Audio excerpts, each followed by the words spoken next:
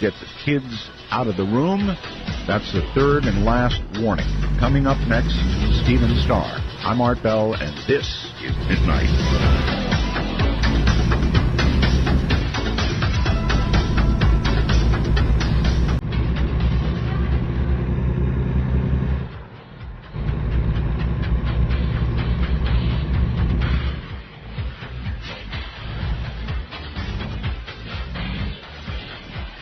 Proudly part of the Dark Matter Digital Network, this is Midnight in the Desert with your host, Art Bell. Now, here's Art. Here I am. Well, all right. Here comes Stephen Starr. Stephen, I would like to welcome you to Midnight in the Desert. It's going to be a rough one. Thank you, Art. Yep. It's a pleasure to be on your show. Good to have you. We have never spoken, right? Right. Okay. Stephen, I have been reading, and I just sort of read a little bit of what's been going on. There's so much going on right now that is scary. I lived through the Cold War. I'm 70 years old. I was in the Air Force, Stephen, on the day that we decided if we were going to mix it up with Russia over Cuba, or the Soviet Union at that time over Cuba. And I was working in a hospital at Amarillo Air Force Base in Texas. And I'm the guy who got to go, we were a B-52 base, and I was the guy who got to go over and answer the line that raised the DEFCON level. Really? Into the world of scare. Really scary. Yes. Yep, I was. Well, I was doing duck and cover drills at the elementary school in St. Louis County where I lived. Really? Yeah. Okay. And I think that actually left a big impression on me. It had an effect that kind of partially led me to where I am today. I remember seeing that phone ring, and of course I was aware of the ongoing crisis, with Cuba. You couldn't avoid it. It was everywhere. But when that phone went, and boy, you really know it when it goes, my blood just ran cold. I thought, this is it. Well, it almost was, and frankly, it was a miracle that it wasn't.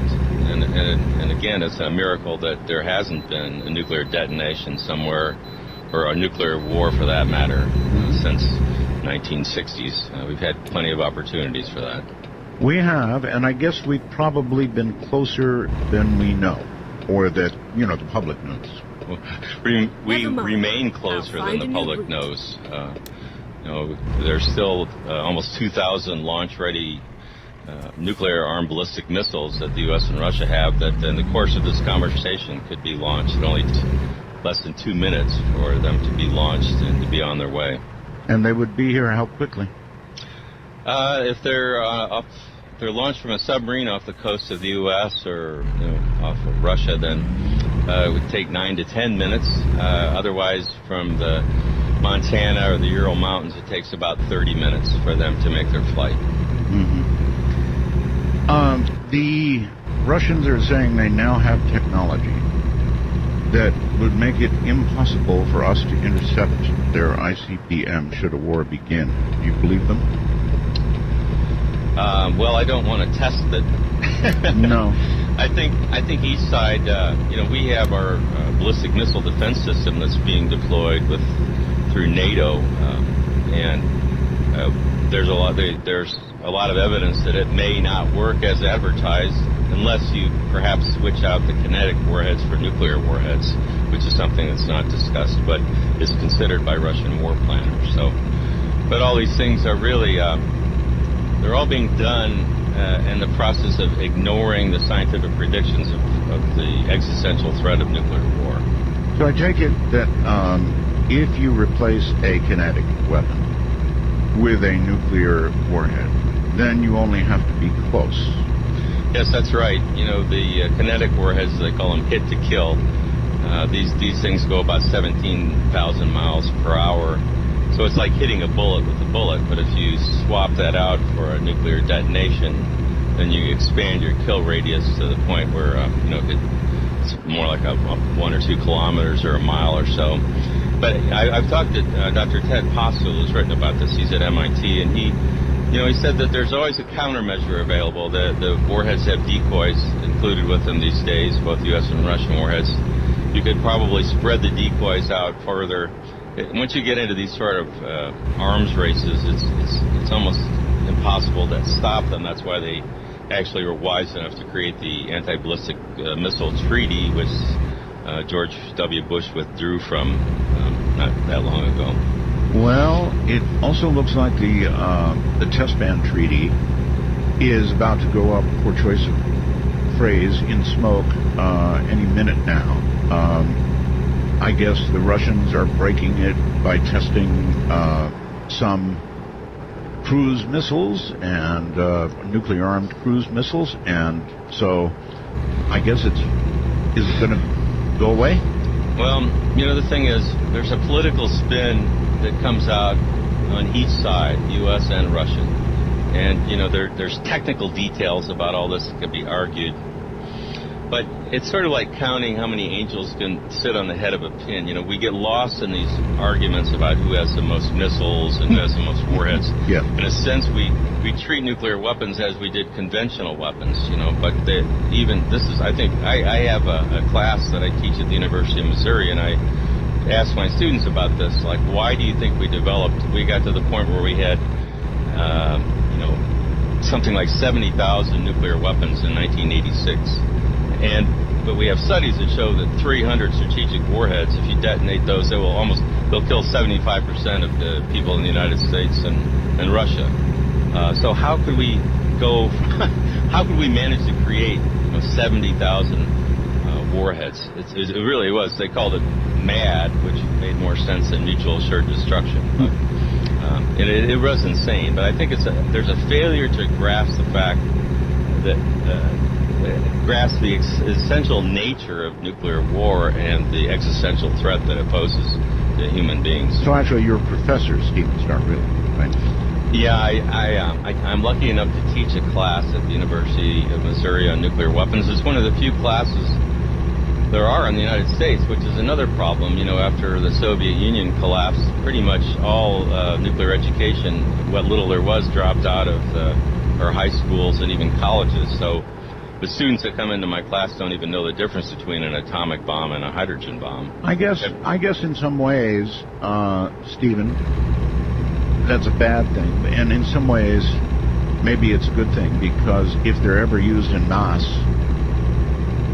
well, I just don't think it's... Well, maybe I'm naive. Sometimes I feel like Mr. Smith goes to Washington kind of guy, but I honestly believe that if ordinary Americans, the non-technical audiences, had any idea that the nuclear arsenal that the U.S. and Russia has represent a self-destruct mechanism for the human race, that they wouldn't tolerate it. But we cannot get the leaders of our countries or any of the nuclear weapon states to publicly acknowledge or discuss this fact. And there's very precise scientific predictions and studies that have been made in the last 7 or 8 years that quantify this and make it, that spell it out about how this would happen. Well, before we even get deeply into this, we're about to spend $1 trillion here in the U.S. on upgrading our nuclear arsenal. $1 trillion. $1 trillion. You know how nice our interstates would be if we devoted even a little portion of $1 trillion to the interstates? My God. That's right. My kids went to an elementary school. It's supposed to be one of the best ones in Columbia. It's supposed to have good public schools in it. It was 100 years old. It didn't have air conditioning. They have to close it when it gets too hot.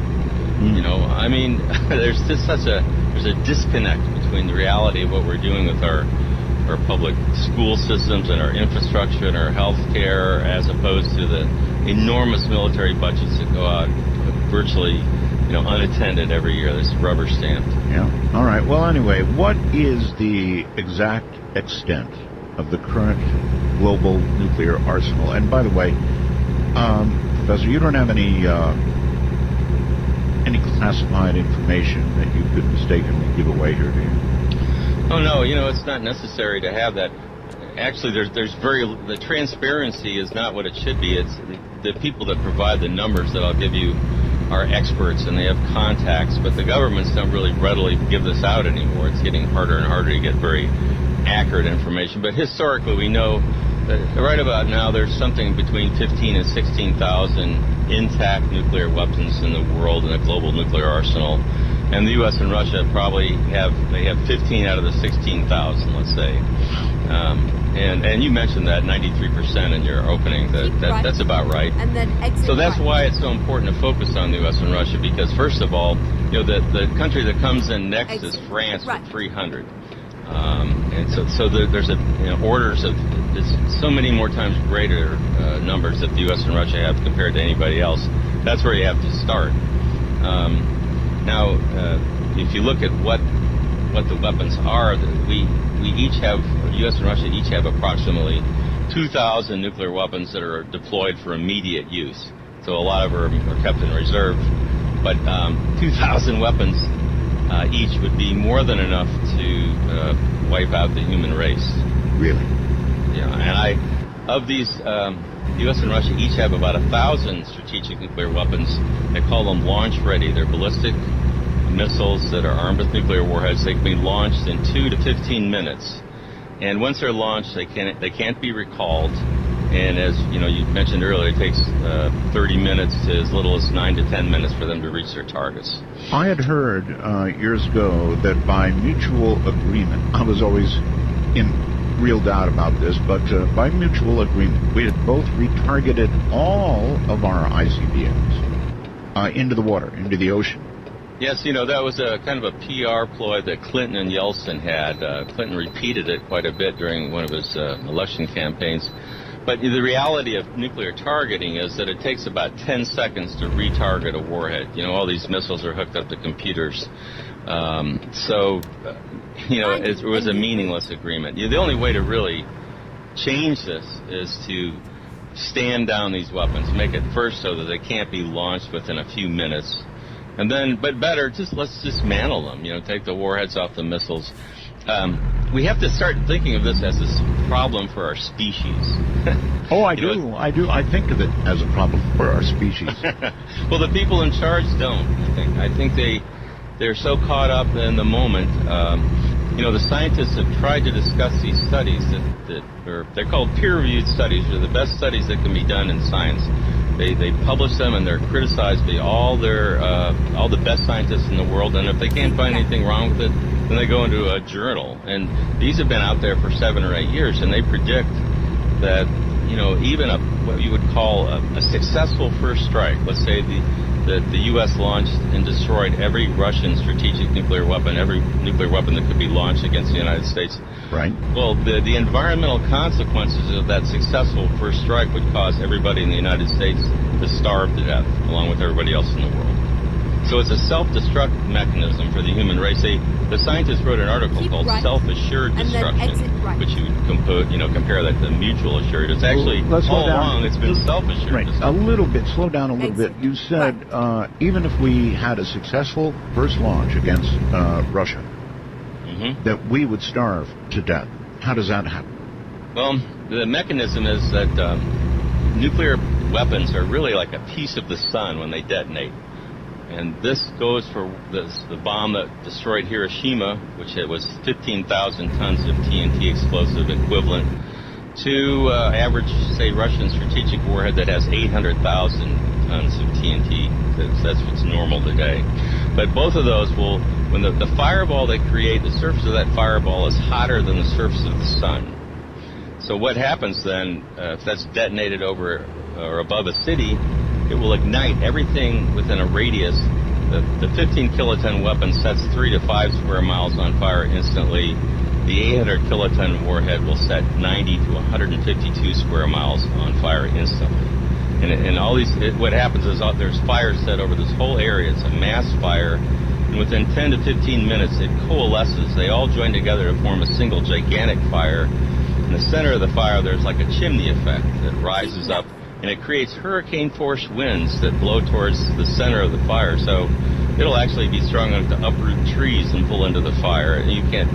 And anyone in the fire zone, in a matter of minutes, the air temperature is good above the boiling temperature of water. We first saw a mass fire like this in Dresden and Hamburg and Stuttgart during World War II when the British firebombed the German cities. Oh, yes. They weren't even able to go into those cities for quite a few days in tracked vehicles. It was too hot. and even anybody that was in a deep shelter suffocated or baked. Basically, it's horrible, but it's true. And so we firebombed Tokyo, for example, with conventional, fire bombs like napalm. 100,000 Japanese died in that raid, and then we went on to Hiroshima and Nagasaki. So we basically crossed the moral threshold for blowing up, burning cities up. But so if you think about what a nuclear war is, if you think of like one 800 kiloton warhead with 150 square miles on fire, then you multiply that times hundreds or thousands, all within an hour space of time. All those fires create enormous amounts of smoke and soot.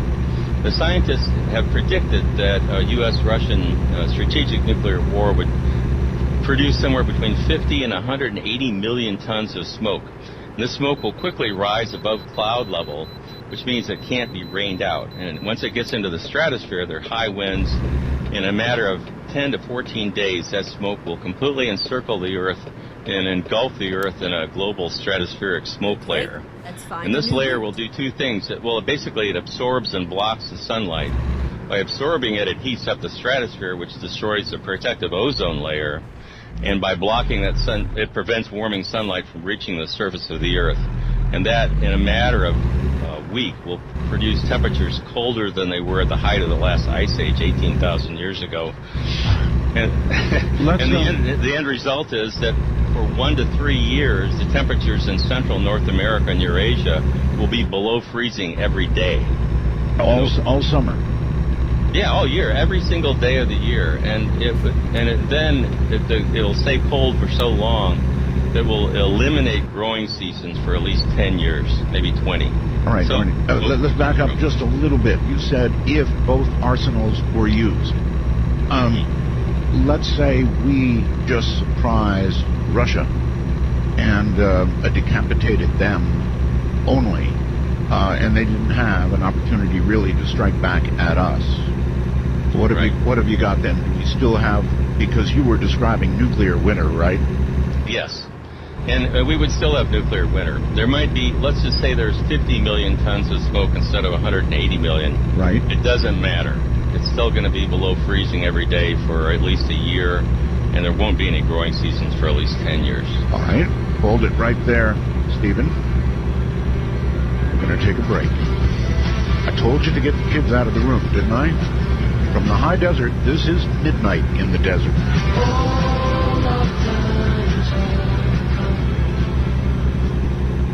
Cut or disappear into the potter's ground. When the man comes around. Taking you from today into tomorrow, this is Midnight in the Desert with Art Bell. To call the show, dial 1-952. Call Art, that's 1-952-225-5278. Don't call yet. Phones are not open yet. My guest is Professor Stephen Starr, and we are discussing nuclear war, global thermonuclear war. And so let's get back to it. Professor, let's go back for a second. I hate to do this, but a little more education on the size of these things. The one dropped on Hiroshima and Nagasaki. What was it, little man, big boy? Let's see. It was Fat Man was Nagasaki, and right. Little Boy was Hiroshima. There you go.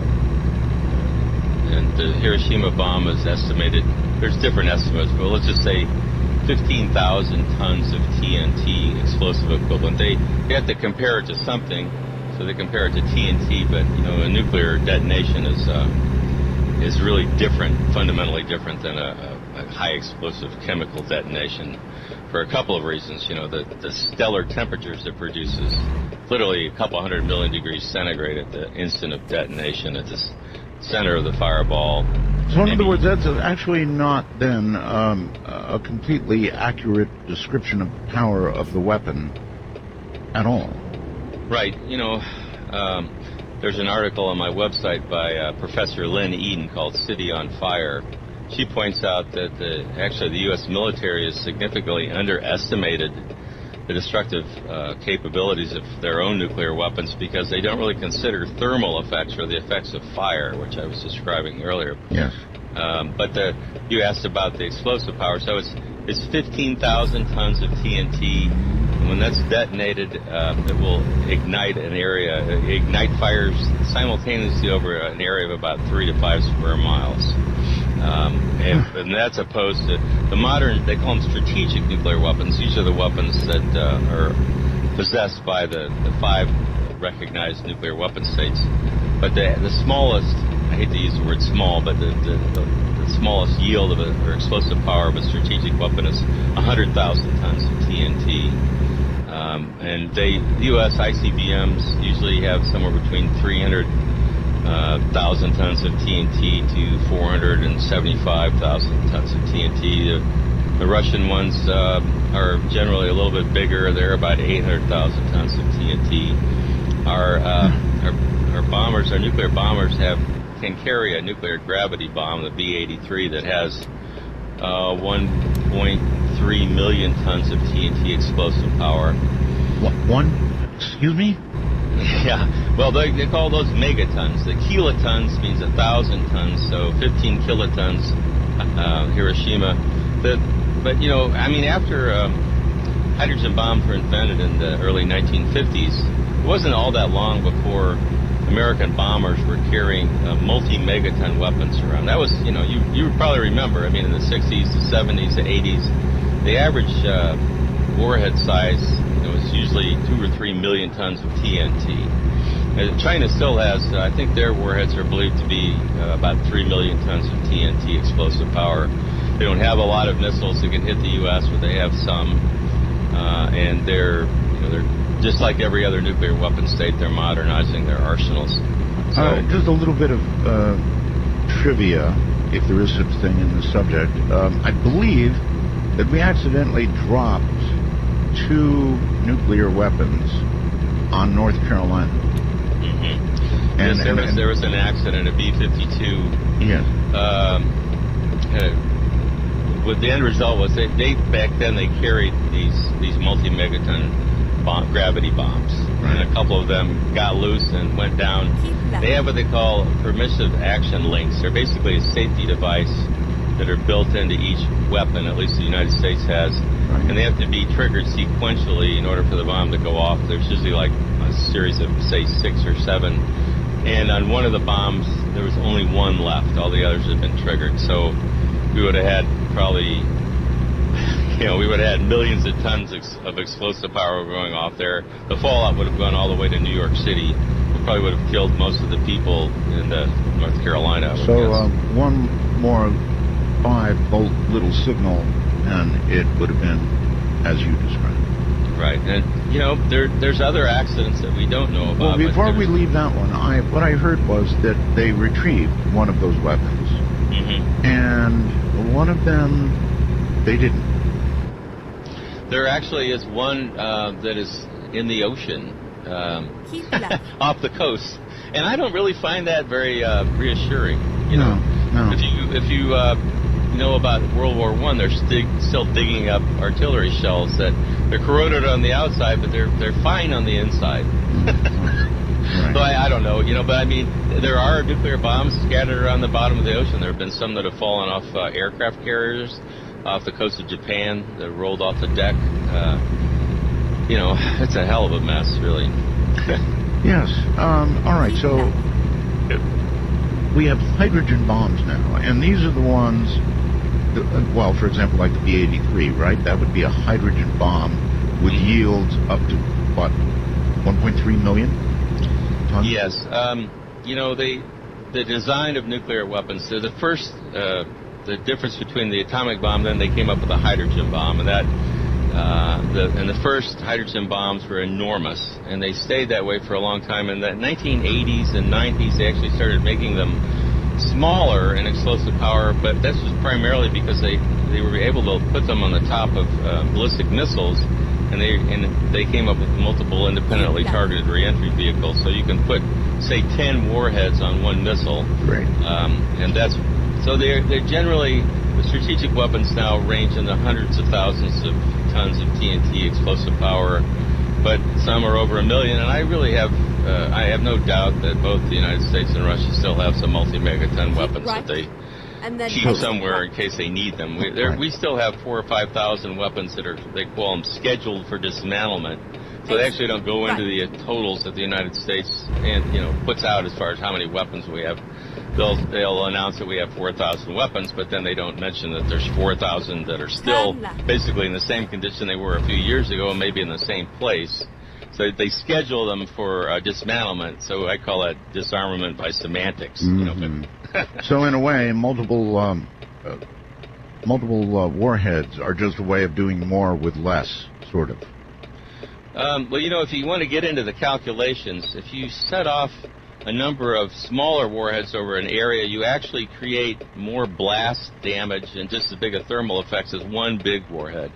Military planners tend to focus on blast, which is because they want to, and so that's why a city like New York or, Washington, D.C. would be a good example. They might target it with, say, 40 warheads, where actually one of these 800 kiloton warheads would be more than enough to set the whole city and way beyond into the suburbs on fire. 100 and some odd miles, right? It's a, they calculate these firestorms based on average weather conditions, but even under the very worst weather conditions for an 800 kiloton warhead, you're going to have about 90 square miles where you're going to have a certain fire zone. But on average weather conditions, it's more like about 150 square miles, and it can be more than that on an exceptionally clear day. So on my website, I focus on fire because, as we mentioned earlier, the fire is what creates the smoke, and the smoke gets up into the stratosphere and can block the sunlight and create these ice age weather conditions on Earth that eliminate the ability to grow food crops for years. Assuming a full exchange, how long would a nuclear winter? Get ready. Well, there's actually new studies that are being done. I keep in touch with my friends, the scientists, and it looks like it could be 20 years even. But I mean, the global grain reserves right now are maybe enough for a couple of months. But you mentioned, I think at some point, India and Pakistan. Well, they have a big nuclear arms race going on there now. But what they produce initially, at least, are atomic bomb-sized weapons. They have about 200 operational atomic bombs, the 15 kiloton or 15,000-ton size. So the scientists did a study on a war with 100 of those being detonated in their cities. Right. And they found, they predicted about 5 million tons of smoke would get into the stratosphere. That would be enough to block about 10% of the sunlight from reaching the surface of the Earth for at least 3 or 4 years, maybe 7, and the smoke would stay up there for longer than 10. This would cause enough of a decrease in crop production that it would, it's predicted that up to 2 billion people would starve to death just from an India-Pakistan. Actually, India and Pakistan have been right up to the brink any number of times, right? That's right, yes, that's true. And they're not getting along all that well right now, from what I read. Well, it seems, Professor, we once lived in a world where MAD was, sort of the operational mutual assured destruction stopped everything from happening. Now, I wonder if nuclear war might be possible on a smaller scale. I know this is what they toy with, these ideas they toy with, these games, as it were, war games. Is it possible? Is a smaller nuclear exchange survivable? Well, it's not survivable if you happen to be in the target area. No, of course not. Of course not. But I would say that any war is possible. The fact that we have long